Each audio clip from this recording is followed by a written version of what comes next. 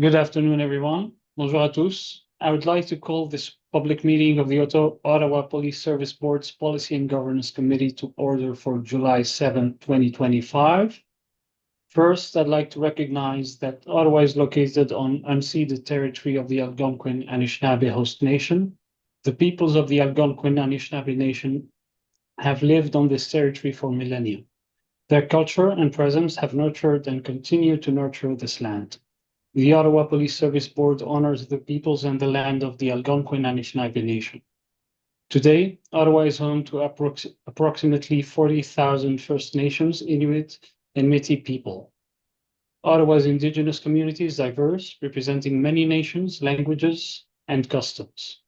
The Ottawa Police Service Board honors all First Nations, Inuit, and Métis people and their valuable past and present contributions to this land. In accordance with our procedure bylaw, the Policy and Governance Committee is required to elect the chair, as this role is currently vacant. At this time, I would like to open the floor to nominations for the positions of committee chair. I nominate Michael Pollan. Did I ever do anything to you, Dave? Thank you, Member Donaldson. Do I have a seconder? Thank you, Member Curry. Are there any other nominations? There being no further nominations, I would like to call for a motion to close the nominations for the position of committee chair. So moved. Thank you. Seeing only one nominee, Member Pollan has been declared the chair of the Ottawa Police Service Board's Policy and Governance Committee. Committee Chair Pollan, congratulations. I will now turn the meeting over to you. Thank you, Executive Director. So I note that the notes that I've been provided say thank you, members of the Policy and Governance Committee, for your trust. I'll just say acknowledged. I will now proceed with the confirmation of today's agenda. It is recommended that the Ottawa Police Service Board's Policy and Governance Committee confirm the agenda of the July 7th, 2025 meeting. Is the agenda confirmed? Confirmed. Confirmation of minutes.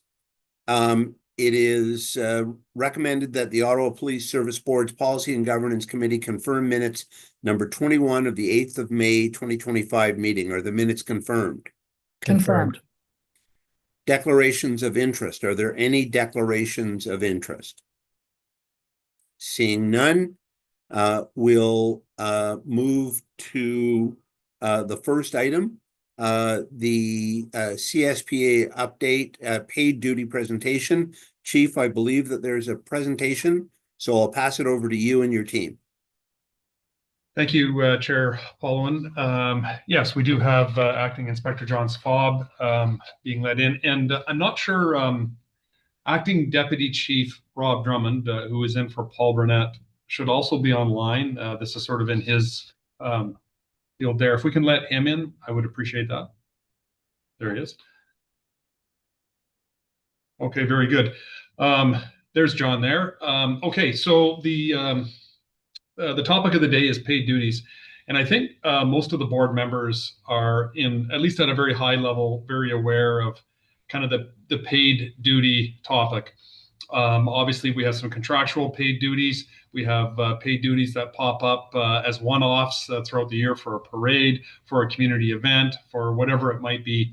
It gets talked about a lot, particularly the traffic, the construction on the roadways, paid duties and whatnot, and sometimes causes a bit of discussion in the community. So we thought, obviously, this would be a good opportunity to present on the topic. And as well, with the CSPA updates legislatively, there were some changes to that as well, too. So we've brought in Acting Inspector John Sfob to present this. And Rob, do you want me to go directly to John? Do you have anything to add? No, thank you, Chief. No, John will do the presentation. Thank you. Okay, so John, off to you. I'm sure you're going to share your screen. So have at it. Thanks for the introduction, Chief, and good afternoon, everybody. I'm new to Zoom, so I'm going to apologize. I don't see the share screen button very handily here. So if there's anyone that can provide some assistance, I'd appreciate it. Oh, I see it here. Disregard that. Thank you. All right. Okay. Can everybody see my screen? We can, John, thanks. Fantastic. All right, so the purpose of today's presentation is to give you a brief overview of what the pay duty program is all about and highlight some of the recently discovered sections within the CSPA that need to be brought to the board's awareness. So what are pay duties? Essentially, a pay duty is an overtime shift, the cost of which are covered by an external client. So we're not paying the bill. It's an external client, and that could be the City of Ottawa.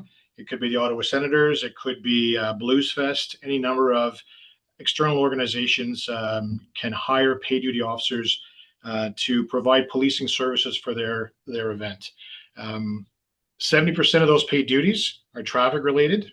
And I think the chief mentioned that in his introduction. A heavy amount of our deployments for paid duties are related to things such as traffic signal replacement, repaving of roadways, closures of roadways to support infrastructure replacement and or development. And the biggest example of that in recent years has been the expansion of light rail. So we are heavily involved in that. And the City of Ottawa is our biggest client when it comes to paid duties, likely because the majority of those construction contracts do go through city traffic. We also provide pay duty coverage to numerous events within the city, including the sporting events, so the NHL, the PWHL, and CFL games, concerts, festivals, such as the Lebanese Festival, which is coming up this month, Italian Week, which was last month, Pride, which is coming up in August, and our numerous road races that we support in the Ottawa area. So the pay duty unit, the backbone of the unit are 2 civilian coordinators. They work generally Monday to Friday, 7 to 3, excluding holidays. And they are really the intake for requests that come from outside the service. They review initial requests that come in, and they are the initial screening point to decide whether or not we're going to actually entertain a contract. John, yes, John, I just want to make sure that you're advancing your slides there. I think you're maybe on the next slide. So could you thank you very much. All right. Okay. Thank you. Thanks for that. All right. So in 2024, we actually actioned just a little over 3,000 pay duty contracts. That's a significant amount of work. It works out to about 12 contracts per day. And with those contracts comes all of the administrative work that has to be done to prepare the officers and the vehicles that go out on the road to support these events. In addition to that, we usually turn down between 10 and 15% of all the contracts we receive for a variety of reasons. The most common one is because we don't have the resourcing for it, simply put. Pay duties are a voluntary activity. We have to rely on officers wanting to come into work. And there is a finite amount of the membership that actually chooses to engage in pay duties, and we're limited by that amount. So sometimes we have to turn down pay duties because of resourcing. It could also be because of a lack of vehicles, because we can't just go and take frontline vehicles off of patrol. And then sometimes we get into situations where we'll get pay duty requests for events that don't align with our pay duty policies, such as providing primary security at a licensed establishment or an area that might bring the reputation of the police service, the board, or the city into question. So we try to avoid those events. As I mentioned earlier, we have 2 civilian coordinators overseen by one of our event management sergeants. And to put this in perspective, the pay duty unit is actually a part of the event management section, and they work closely with the rest of the event management team because a lot of the larger pay duty events that we have kind of cross-pollinate with the rest of our event team because of the scope and the magnitude of what they entail. And there's support from the event management staff sergeant as required, and myself when matters need to be escalated. So I touched on this just earlier. You get a request submission, it'll come in through the pay duty coordinators. As I said, not all our requests will be accepted. Each one of them is reviewed based on the nature of the duties. So is it suitable for police involvement? Great example of that is we used to do high school proms at local hotels and event centers. We've stopped doing that because We've realized that we have, as I mentioned before, a finite number of resources for paid duty deployments, but that's something that can actually be handled by private security. Is it appropriate? Is there a valid reason for police participation? So we often get people requesting us for specific reasons that we can't sustain with a threat assessment or information or intelligence to support that. Jurisdiction. Is it within OPS boundaries? So are we getting requested to do a paid duty on Highway 417 or Highway 416 when that's an OPP jurisdiction? Officer safety. Do we have to look at resourcing numbers and the time of day, where these officers are going to be, known threats, depending on the part of town it's occurring in? Is it in the Byward Market during bar closing, and so forth? And then logistics of the request, the date, the time, the duration, number of officers, and anticipated completion. So these are all factors that the coordinators have to take into consideration. And when they're looking at whether or not they'd accept the paid duty, they have to look at the board and see what's already been committed to, and then determine if it's something we can action. So the coordinators will work with the client to develop a contract. We have a standardized contract that we've been using since I came into the event management world. It's very standardized. We're looking to update it right now. We've identified a couple of areas where we can improve on certain wording within the contract. But the key thing to the contract piece is that we currently, this is under the Police Service Act, and the current operating procedure is that the sergeant in event management signs the contracts as the designated of the chief of police.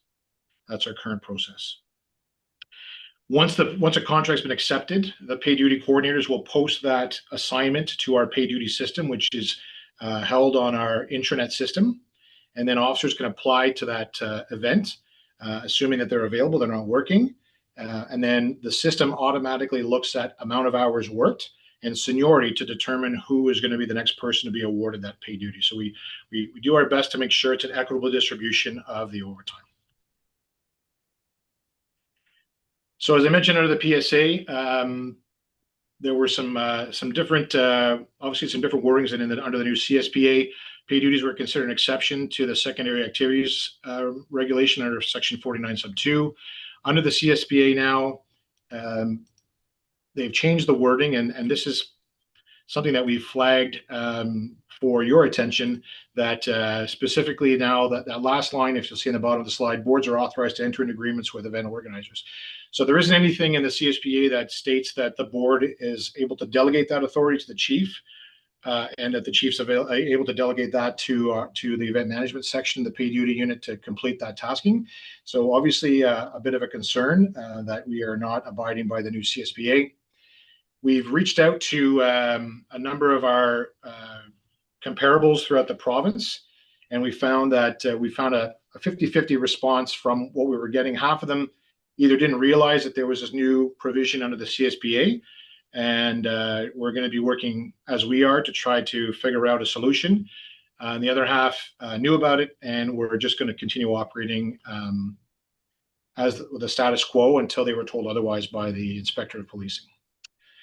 So in 2024, there was an internal audit of the paid duty program, and one of the findings did identify that within the new act, that the board has the ability to identify additional and extra policing functions under Section 18. As I just stated before, the contracts in the past were between the service and the client, and now the CSPA states that those that relationship should be between the board and the client and not the service. So this change would require the board to manage the contracts and financials and coordinate with the OPS for operational planning. And currently the board's not compliant with this legislative change, but as I mentioned, this is an issue across the province and not just unique to Ottawa. So as I mentioned, we've reached out to our other services throughout the province. We do know that the Inspector of Policing will be releasing a memo to address this issue. We had a meeting, I believe it was about 6 weeks ago, with Executive Director Habib to discuss this, and it was very clear that the board would not be in a position to undertake processing 3,000 contracts a year or any portion of that leading up to a decision by the IOP. So we're currently in a status quo position. We're continuing to process paid duties. To stop doing that would grind construction in the city to a halt, including several large infrastructure projects. It would result in the cancellation of Blues Fest and several other major events that we cannot have happen. So that's where we're at with the process. Are there any questions?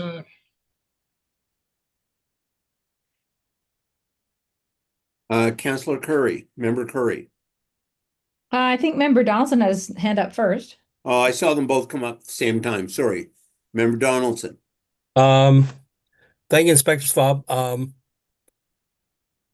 What's the when you look at deciding whether you're going to go ahead with paid duty or not, what's an ideal time frame between the time you get the request and when you're able to post it to look for volunteers? That's a great question, and thank you for that, Member Donaldson. It really depends on the time of year. The summer is obviously our busiest time of the year because that's when the majority of the roadwork projects take place within the city. We usually ask clients to submit their request to us no later than 2 weeks before, because we need to establish if we have the proper resourcing. We have to go through the contract to make sure that it's actually appropriate to do. So generally 2 weeks. When we're in the slower season, I would say from November to March, we can entertain shorter notice paid duties. And I know that the paid duty coordinators do hold a slot every day for city contracts, because we know with almost absolute certainty that we are going to get a paid duty request from the city for a last minute construction project, whether it's traffic related, or infrastructure, or whatnot. Yeah, thank you. The other question relates to if whether it's paid duty is either a flat fee or is it related to the individual's rank. So, for example, if a constable and a superintendent both are involved in paid duties for a Sens game, is it the same amount of money, or is it based on what the individual's normal rate of pay would be? Thanks for the question. We provide paid duty clients with a pay rate, a pay scale for different ranks.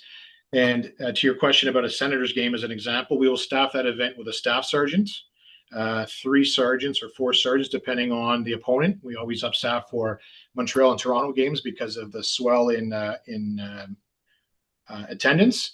And then generally 20 or so constables. So the clients do pay at the rank. There are some certain situations where we do not get enough constables that apply for a paid duty, and we'll go back to the client and say, we are short X number of officers. Are you willing to pay at rank for those officers to come in at a higher rank and complete that constable function? And that's really up to the client to decide if they want to go that route. Okay.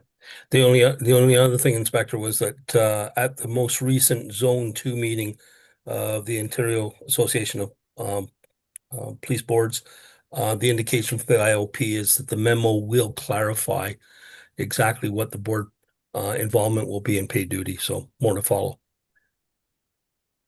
That's great news. Thank you. Okay. Member Curry. Thank you.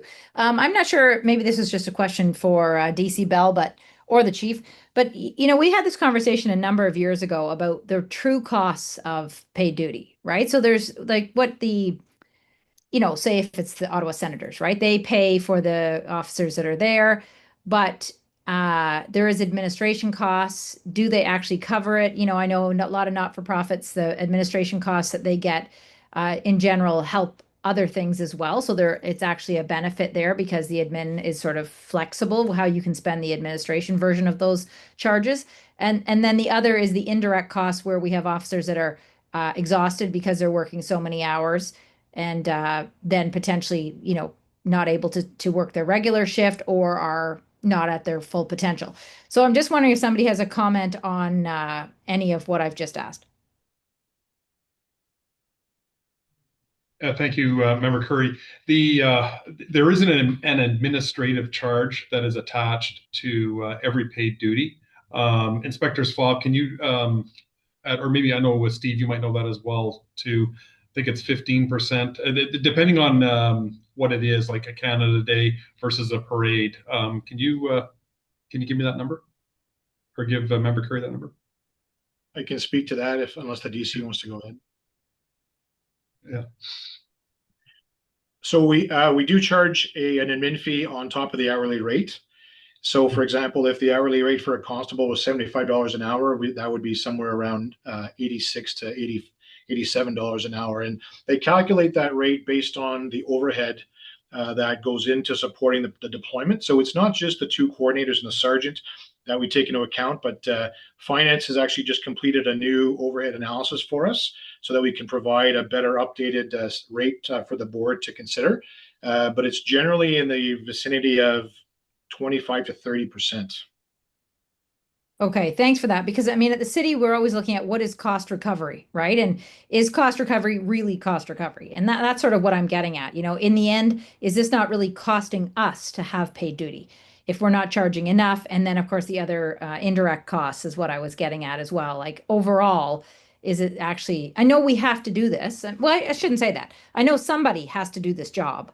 But is it actually a benefit to our police service to be the group that is providing this service? I guess is the bigger question. I don't know if anyone has a comment on that.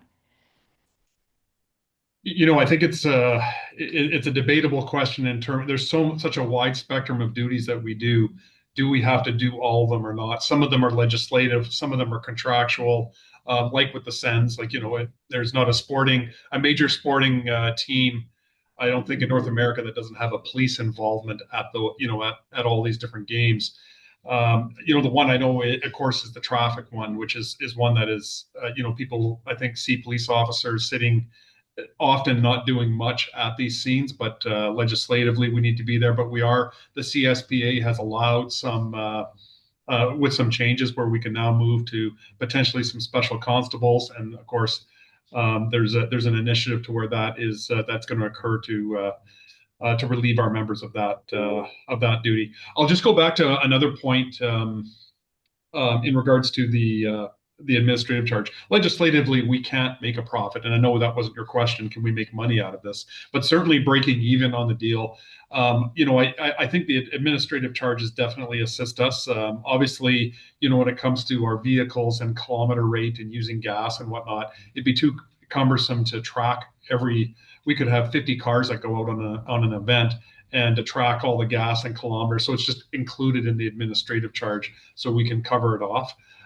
So I think for the most part, we're able to capture some of the hidden costs outside of the wage of the members that are at that paid duty. Deputy Bell.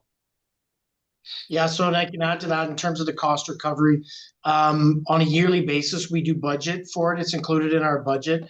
And this year, roundabout numbers is around $4 million in revenue and $3 million in associated expenses for the overtime. So there is about $1 million in there, the 30%, like what 25 to 30%, like John was talking about, that covers those overhead costs. And on a yearly basis, as part of the budget, we do come forward to the board to actually present what we propose, because you approve what our cost recovery is.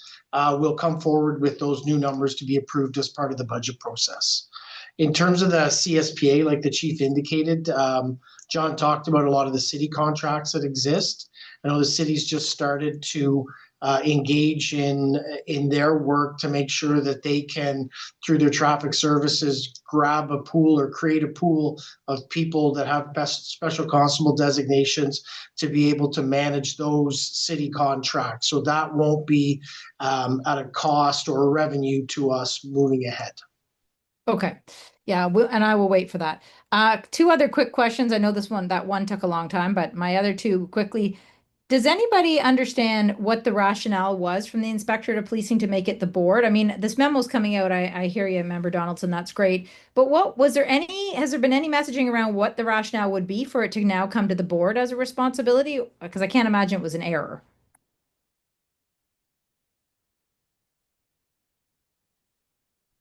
Member Curry, I'll defer to Habib there. I think he's put his hand up. I know he's had some discussions as well too. For one, I'm not aware of the specific rationale, unless anybody else is on my team to put their hand up. But Habib.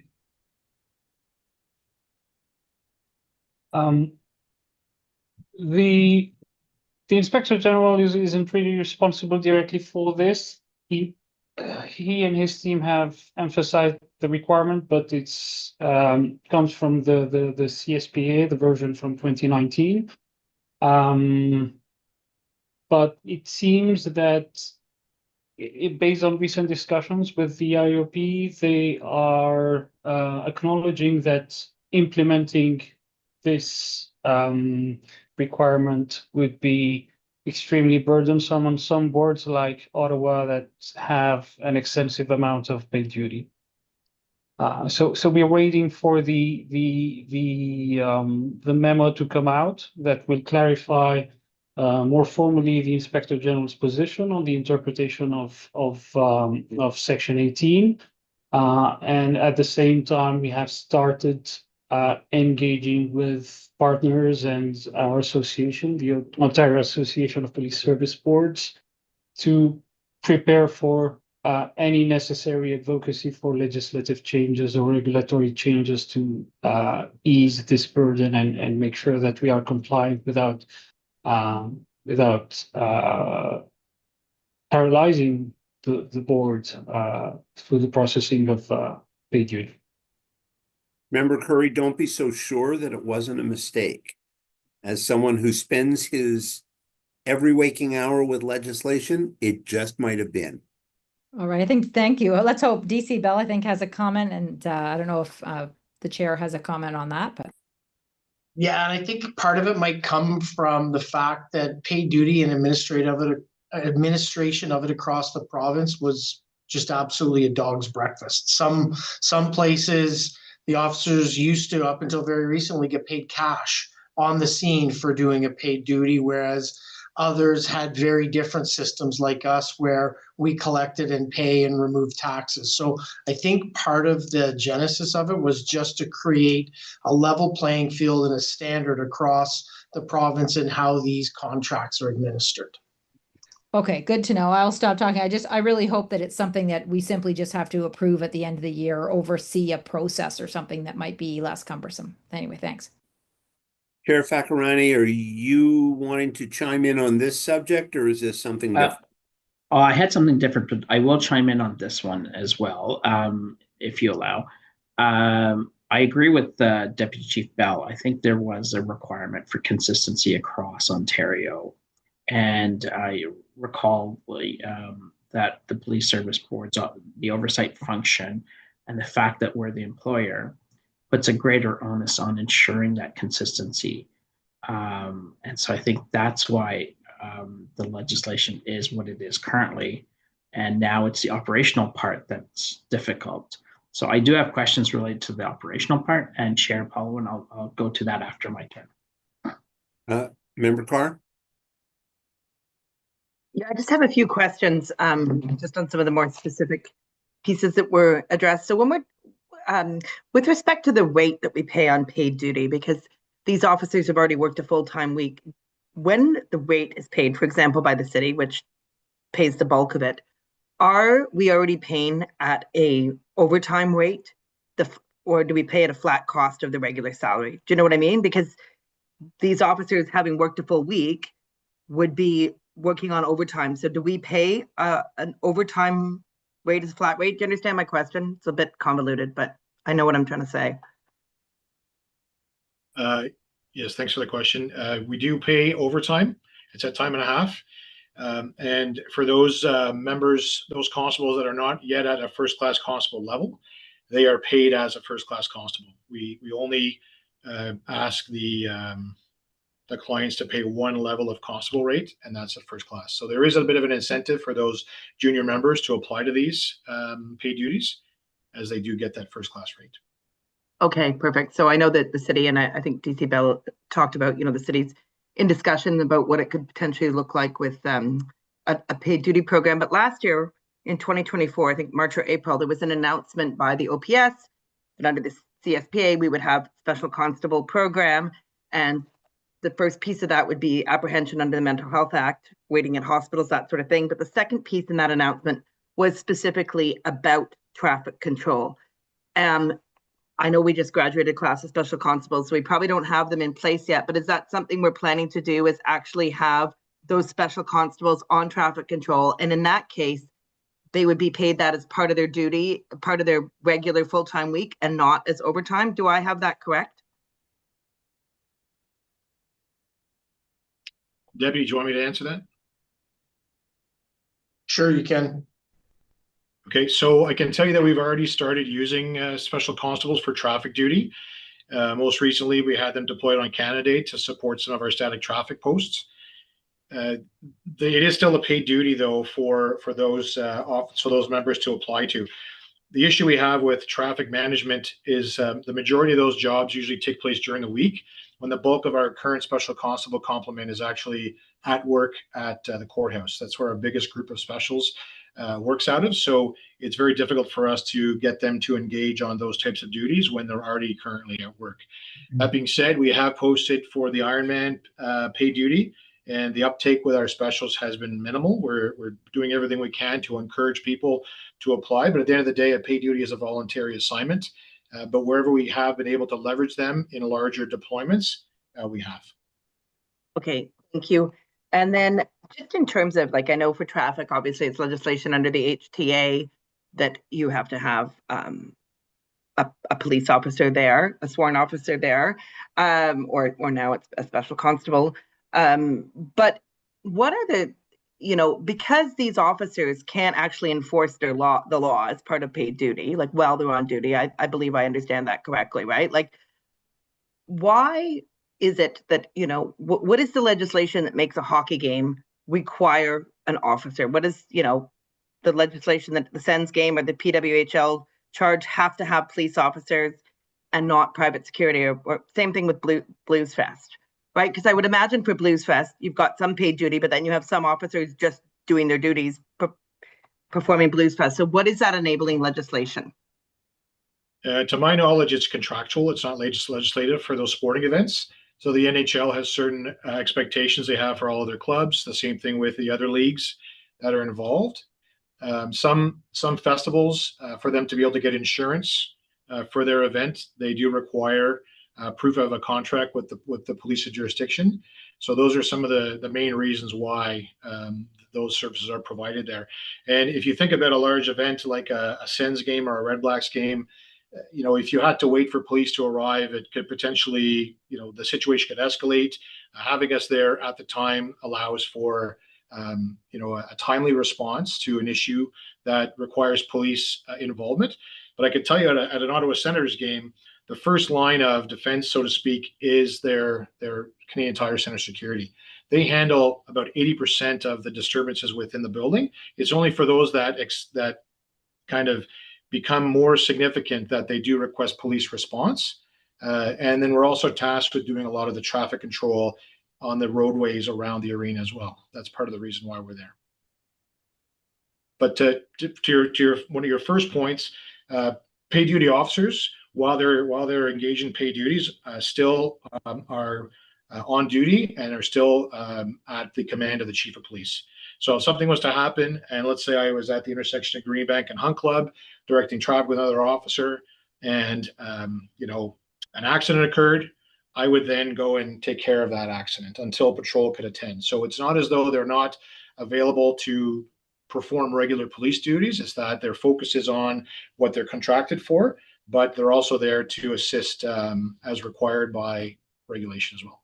Yeah, thanks. But if they're at an intersection doing control under the HTA, and I'll give you a real-time example. Bank and Randall presently, we've got lots of construction on Bank Street. Heron Road closed down. You can't go from Randall. You can only take a right turn. So we have a paid duty officer down there helping with the traffic, but can't give the tickets for making a left-hand turn when it's not allowed, correct? Because if they're equipped with that capacity, they can certainly give tickets. I've given tickets on paid duties. It's not prohibited. It's just a matter of, if I'm there by myself and I'm directing traffic, I can take that person's information and I can serve them later on if I choose to. Okay, perfect. Thank you very much. Welcome. Sheriff Kakirani? Thank you. The question I have concerns that 3,000 number, 3,024 contracts. Can they be grouped together? Like if you're saying 70% is the city, like can there be umbrella or sort of agreements, one with the city, one with the senators, and other events, and then sort of the individual operational aspect of it is handled by OPS. Is that an option that's been considered or thought through? Or that's a consideration, certainly. However, the fact that we always have to deal with each event on its own based on the fact that we may not get resourcing for it, or we may have to engage higher ranks to fulfill a constable role. We may have to surge capacity given the presence of, let's say, at Blues Fest, a bigger event one night the presence of a VIP. Those are things that we have to look at. The contracting, the current process is that our coordinators produce the contracts. They get them signed by the client. They're signed off by the event management sergeant. But then following that, the remittance of payment is done through the City of Ottawa. So we don't see any of the back end of the contractual process. We have to rely on finance at the city, accounts receivable, to let us know, for an example, if a client hasn't paid their bill. And sometimes we get these with movie shoots. They'll tell us, they'll say, you know what, ABC Filming has not paid their bill in 3 months. You shouldn't take any more contracts from them.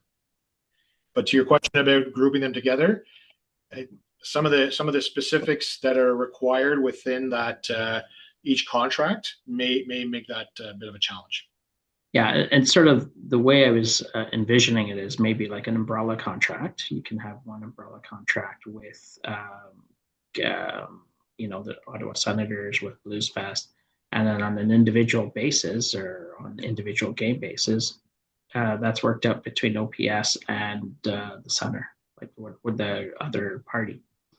So there's different ways of models that can be looked at. I'm sure we'll look forward to the guidance that will be provided by the Inspector of Policing, but there are different ways, especially if you're saying, 70% of the work is done for the city. Well, then you could probably knock off a good portion of any agreements just with an umbrella agreement. So that's just something to consider.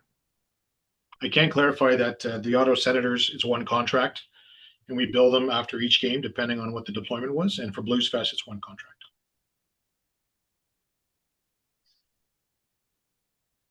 Okay, are there any other questions? Is the report received? Received. Okay, thank you. Okay, so moving on.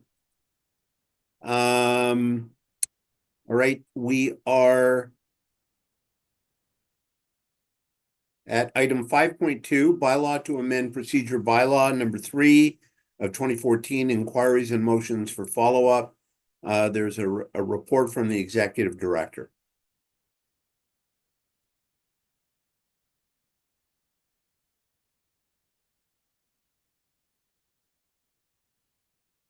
Executive director.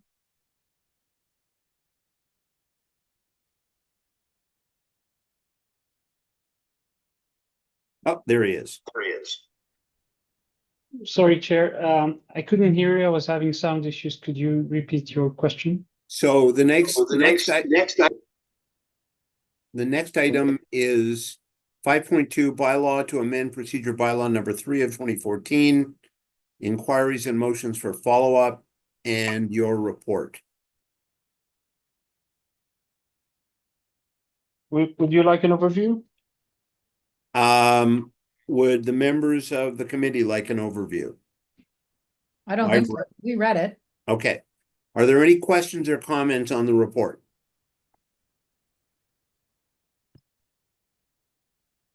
Member Curry. Sorry, my hand thing's not working. Okay. So my more of a comment though. So what I understand from the report is that, and I was really glad to see this report. I just would like to say that inquiries and motions, just somebody coming up with one offhandedly and then expecting the chief of police to go and do that means that one person is potentially directing the chief of police. So that should not happen. So in other boards and certainly at city council, what we have is that the entire committee or council looks at that inquiry. Whoever it is directed at city hall, it's often a department or someone has to say that whether or not they'll accept that inquiry. But what I'm seeing here is more of a, we would have to determine that the board approves that this inquiry goes forward. So it would almost be like a motion that the board would have to approve. But are you, maybe I didn't understand this from the report, but, or maybe I've just forgotten because I read it a while ago, but is there actually going to have to be a motion that is voted on when somebody asks for an inquiry, that there will be a vote, or there will just be general understanding that there's acceptance of that inquiry? There would be a vote, the approval of the inquiry by resolution. Okay, well, that's great. So thanks for clarifying that. So I guess I would just make a comment to say that when there is this, when this happens, when someone comes up with an inquiry, that I would appreciate if the chief or senior staff or whoever it is directed at have some idea of how much this will cost in terms of dollars and in terms of time.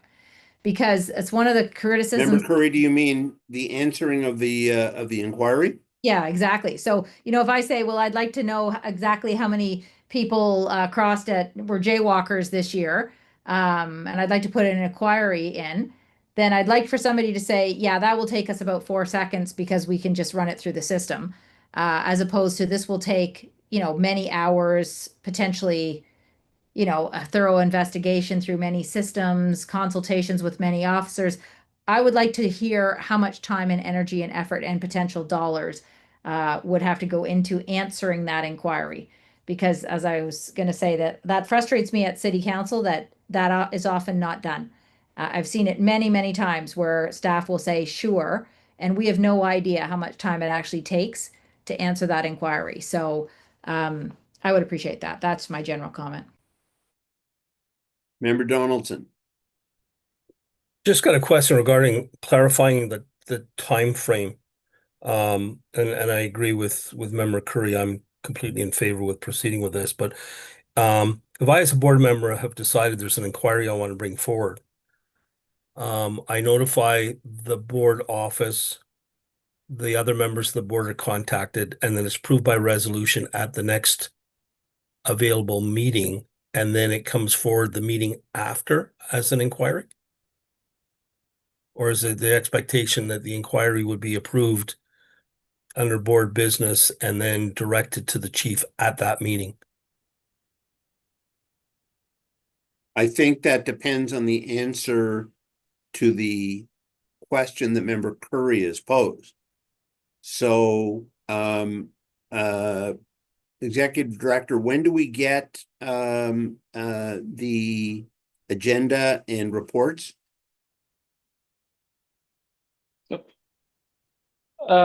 Well, Okay, you've not hearing you now. can you hear me? Yes. The proposed bylaw would allow two avenues for submitting inquiries: in writing up to 24 hours in advance and orally during the meeting. Yeah, you just faded out again. Uh, can you hear me now? Yes. So there are two modes for submitting inquiries: in writing up to 24 hours in advance of a meeting or orally during the meeting. The time frame for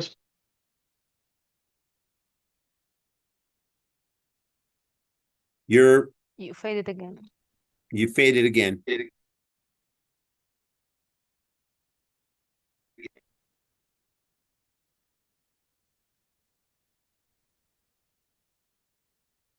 Can anybody else hear the Executive Director?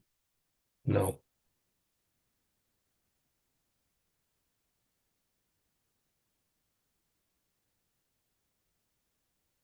He's going to be on in a second.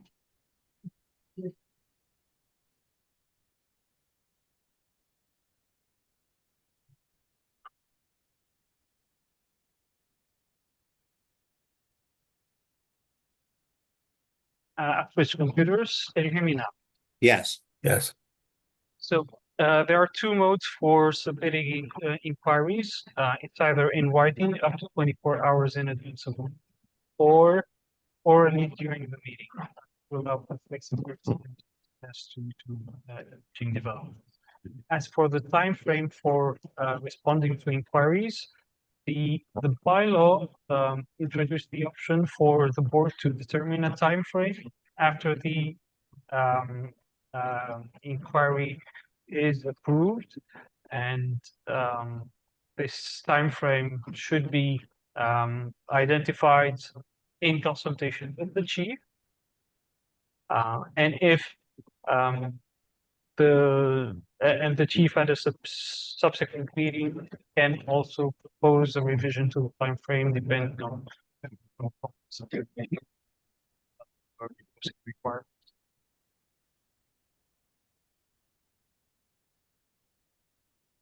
Okay, does that answer the question? No, I guess the question, Chair Paul, when I was looking for was, I understand the 24-hour deadline. It's just, will approval by the board of that inquiry request be done at the same meeting as when it's approved and then given to the chief for responding? Or is there, I'm just having, like, it becomes an update to the agenda of an inquiry becomes forward for the board to actually decide whether to proceed or not. So it's just, is it that done at the same time, or is it delayed for a meeting and then comes forward at the next meeting? Chair Faccarani, you have your hand up. Yeah, in response to Member Donaldson's, my own view is that it should be at that meeting that it moves on to the chief. Why I don't see a rational basis for delaying it. If the board has passed it, that means the board is comfortable with the inquiry being made, then the chief should be given that inquiry to respond, and the clock basically starts ticking at that point. If that's what the concern is. Yeah, with all due respect of not being overly obtuse on this, normally we're dealing with two different timeframes. Normally the requirement that we expect to see an agenda with all the document a week in advance, we're now talking about something to the board 24 hours in advance, right? Which would automatically require you as chair to put forward a change to the agenda for that discussion. You just, yeah. I mean, it's doable. Maybe I'm being obtuse on this one. It's just I'm having trouble understanding. Yeah, I think is the executive director has his hand up. I'll let him go first. Yes, operating under a norm de guerre. Executive director. Thank you.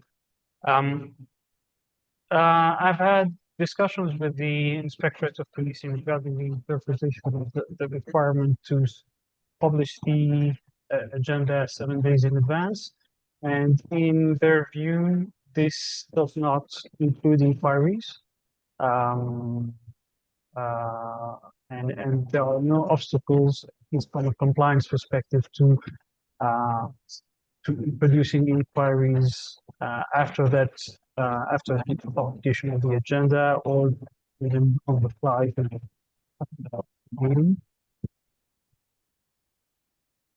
And there's nothing that would prevent the board from deferring consideration of an inquiry if they're not comfortable adopting it when it's proposed, but the bylaw would still provide that option to, because of responsiveness, and we've seen it in the past that issues emerge and require an inquiry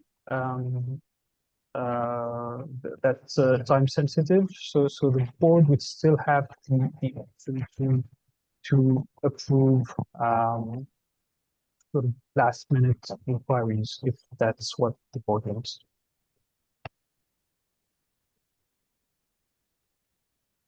Okay, does that answer your question, Member Donaldson?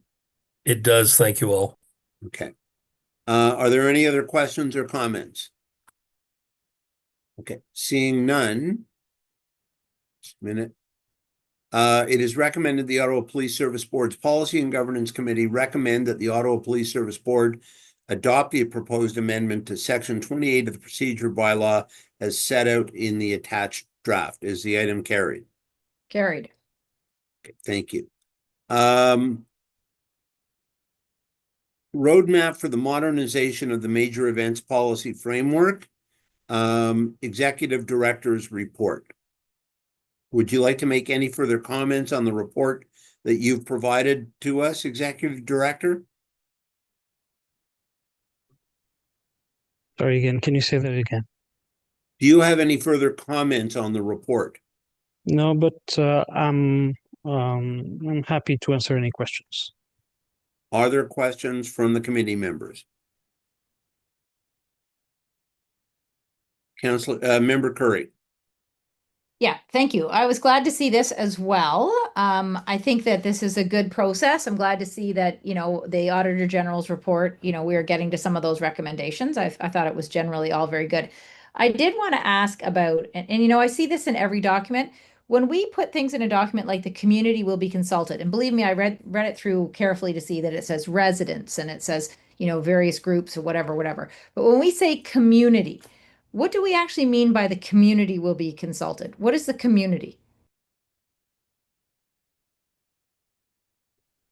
In this case, we haven't conducted a full stakeholder mapping. And we're currently in discussion actually with the city to identify stakeholders, but this would potentially involve consulting groups that are advocating for human rights and especially around protests, communities that are impacted by demonstrations, notably residents of Centertown and potentially Lower Town as well, that have been historically impacted by disruptions that may be caused by protests. And community organizations, but that could include as well community associations and fora like the Community Equity Council. Yeah, I mean, those are all generally listed there. I mean, this is maybe a very high level comment, but I find that we use that term, community, just generally. When there's a community called Durlaton out in West Carleton, they would consider themselves a community. Maybe they go downtown, try to go to a restaurant, and they witness protests or they are impacted. They have something to say. So I just worry about our use of community because it gets very confusing. I think this type of thing, because it's such a massive thing, especially for the city of Ottawa when protests are us, it really just means we should be consulting everyone. Because, I mean, the reality is I have people in Canada that's very parochial at the moment, but tell me I'm never going downtown anymore. I just don't go. So I don't go and I don't shop downtown. I don't go to the restaurants. I don't do any of the things downtown anymore because I just am too afraid of the protests. I've been in bad situations. I just won't go. I don't feel safe. But, this person may live in, South March. But are they the community or they just fall under residents? So I just would say that I just want to be very careful about which communities we're consulting. I mean, the convoy protesters could see themselves as a community of convoy protesters. Are they a community that we're going to consult? So, I mean, I think I've made my point. But anyway, I think this is a good way to go. I see how we're going to be working with the city. I think we'll be making sure that consultation is far and wide. I just would be careful about how we use the word community when we're not really talking about every single person in Ottawa who would probably have something to say about this. But I'm glad to see we're going down this road. I think it's a good idea. Thank you. Any other comments? Executive Director, you had your hand up for a minute. I simply wanted to clarify that we're also in discussions with the city to secure the ability to use the Engage Ottawa platform to launch a citywide survey in order to capture the broadest range of perspectives. not just from residents of the areas directly impacted. Yeah, fair enough. So city does that with everything, right? I just wonder when we say which communities we're going to be consulting. Like they get special consultations. I don't know. There's lots of communities and people who would consider themselves a community. So, but that's good. Engage Ottawa is always good. It reaches a certain audience again. Yeah, I'd offer a caution on Engage Ottawa. It's sort of like internet polling. It reaches people with a particular axe to grind. So, but I think it's worth discussing. Are there any other comments or questions? Is the item carried? Carried. Other business? Does anyone have any other business to raise? Nope. Seeing none, our next meeting will be held on Thursday, September the 4th, 2025 at 10 a.m. Can I please have a motion to adjourn? Move to adjourn. Thank you. We are adjourned. Thank you, everyone. See you at the next meeting.